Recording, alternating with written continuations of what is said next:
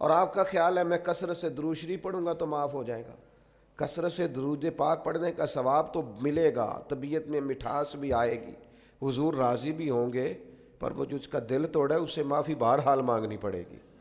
اس کی دل جوئی بہرحال کرنی پڑے گی۔ میرے عزیز، نبی پاک علیہ السلام نے وضاحت فرمائی، حضور فرمانے لگے صحابہ سے بتاؤ میری امت میں مفلس کون ہے؟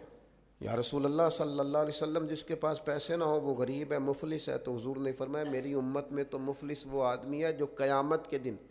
پہاڑ کے برابر نیکیاں لے کے آئے گا، نماز، روزہ، حج، زکوٰۃ، صدقات،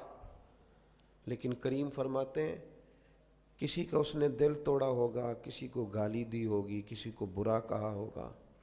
نتیجہ یہ نکلے گا کہ اللہ تعالیٰ وہ ساری نیکیاں ان لوگوں کو دے دے گا جن کو تکلیفیں دیتا رہا، پھر بھی اس کے ذمے حقوق بچیں گے، تو اب جن کو تکلیف دی تھی ان کی گناہ اس